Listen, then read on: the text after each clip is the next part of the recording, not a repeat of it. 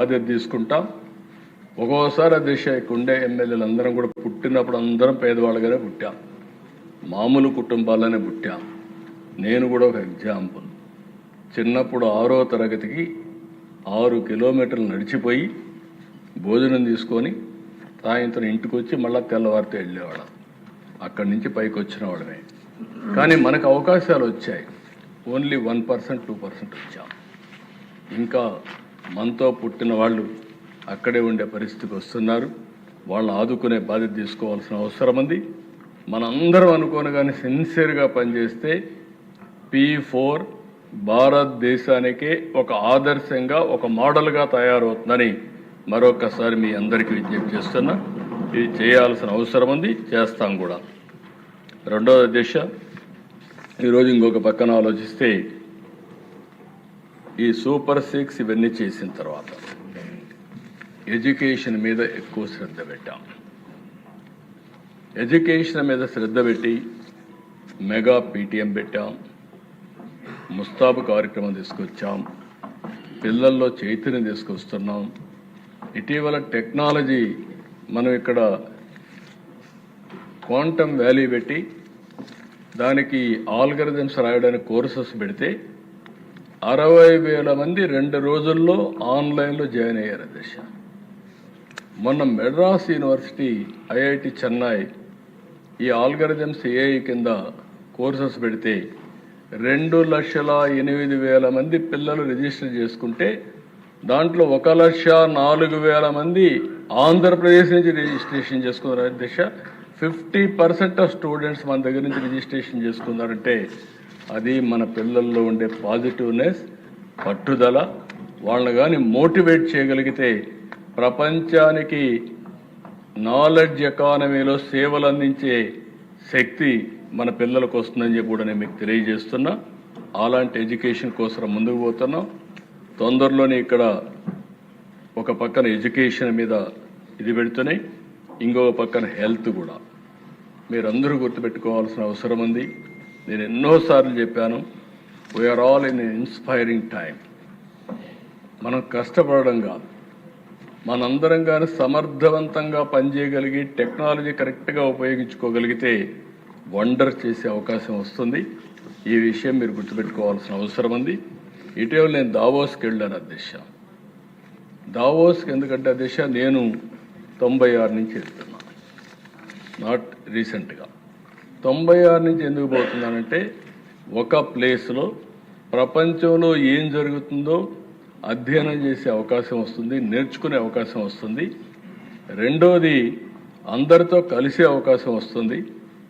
Country heads కానీ, different countries కానీ, లేకపోతే ఇండస్ట్రీలు కానీ ఇవన్నీ కూడా వస్తాయని పోతే ఈసారి డిస్కషన్లో మెయిన్గా ఒకటి through AI $1 trillion economy, disruptive development.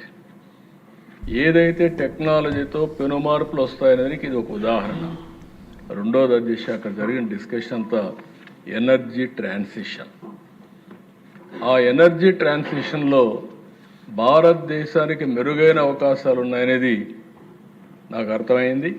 ఎందుకంటే భారతదేశంలో ఏది అమెరికాలో కూడా ఎక్కడికక్కడ గ్రిడ్స్ అన్నీ కొన్ని ప్రాంతాలకే పరిమితమైనాయి. కానీ భారతదేశంలో ఇక్కడ ఉత్పత్తి చేసే కరెంటు జమ్మూ అండ్ కాశ్మీర్ పంపించి వాళ్ళు వాడుకునే అవకాశం ఉంది. అంటే సింగిల్ పవర్ గ్రిడ్ ఉండే ఏకైక దేశం భారతదేశం అని చెప్పి కూడా నేను మీకు తెలియజేస్తున్నా. దీనికి కారణం మన ప్రధానమంత్రి గారి విజన్, కేంద్ర ప్రభుత్వం యొక్క అచీవ్మెంట్. దేశ నిన్నే నేను అమిత్ షా గారితో మాట్లాడితే ఒక మాట అన్నాడు, అవసరమైతే 3-4 లక్షల కోట్ల రూపాయలు ఖర్చు పెట్టి ట్రాన్స్మిషన్ డెవలప్ చేసి green energy, green hydrogen, green అమోనియాకు వేడిగా ట్రాన్స్మిషన్ లైన్స్ వేద్దాం, మిగిలిన రెగ్యులర్గా కావాల్సిన లైన్స్ అని సెపరేట్గా చేద్దాం. ఈ 2 సెపరేట్ చేస్తామనే విజన్ కూడా ఇచ్చారు. అది ఇస్తే దిశ మీరు గుర్తుపెట్టుకోవాల్సింది, మనం ఇప్పటికే వెరీ స్ట్రాంగ్గా ఉన్నాం. మన నీతి ఆయోగ్ నా దగ్గరికి వచ్చారు, ఒక రిపోర్ట్ తయారు చేసుకొచ్చారు. ఏదైతే ఎనర్జీ ట్రాన్సిషన్లో solar, wind, pumped storage, hybrid మోడల్లో మీరు నెంబర్ 1గా ఉన్నారు. ఎనర్జీ ద్వారా నెక్స్ట్ లెవెల్కి పోవచ్చు అనే ఉద్దేశంతో ఆయన దగ్గరికి వచ్చి ఒక ప్రాజెక్ట్ ఇచ్చి మహారాష్ట్ర, ఆంధ్రప్రదేశ్ ఈ 2 మోడల్స్ అవుతాయి. మీరు చేయగలిగితే యాక్టివ్గా చేస్తున్నారు. దీన్ని లాజికల్గా తీసుకుపోగలిగితే ప్రపంచానికి ఒక మోడల్ అవుతుందని చెప్పే పరిస్థితికి వచ్చారు అధ్యక్ష. నేను మొన్న కూడా ఇక్కడ ఉండే ఎమ్మెల్యేలందరినీ కోరా, ప్రొడ్యూసర్ కమ్ కన్జ్యూమర్. నేనే నా ఇంటి మీద కరెంటు తయారు చేసుకుంటాను, అవసరం నేను వాడుకుంటాను, మిగిలితే గ్రిడ్కి ఇస్తా, స్వాపింగ్ తిరిగి నాకు కావాలంటే నేను తీసుకుంటాను, మంత్లీ బిల్లో అడ్జస్ట్ చేసుకుంటాం. ఒకవేళ సర్ప్లస్ ఉంటే మీకు డబ్బులు తిరిగి పే చేస్తాం, మీరు ఎక్కువ వాడుకుంటే మీరు డిపార్ట్మెంట్కి కడతారు. అదే మరిగా అన్ని సబ్స్టేషన్లు అక్కడనే పవర్ జనరేట్ చేసి అవసరమైతే అక్కడ కూడా స్టోరేజ్ పెట్టి ఏ సబ్స్టేషన్ ఆ సబ్స్టేషన్కి సర్ప్లస్ చేసే కార్యక్రమాన్ని కూడా ఆలోచిస్తున్నాం. గ్రిడ్లో కూడా పెట్టి మీరు దీని మీద శ్రద్ధ పెడితే ప్రతి ఒక్క ఇల్లు సోలార్ తయారు చేసే హౌస్గా తయారవుతుంది. ఇంకా కరెంటు కొనే పని ఉండదు. అదే సమయంలో ప్రతి ఒక్క పొలం దగ్గర కూడా పెట్టుకోగలిగితే రైతుకు కూడా ఇబ్బందులు ఉండే పరిస్థితి రావు. దీనికి కేంద్రం కూడా ఇస్తున్నట్టు నేను చాలాసార్లు చెప్పాను. కుసుమ్ గారు ఈ 2 చేయాల్సిన అవసరం ఉంది. అలాంటి మార్పులకు మనం పోతున్నాం అధ్యక్ష.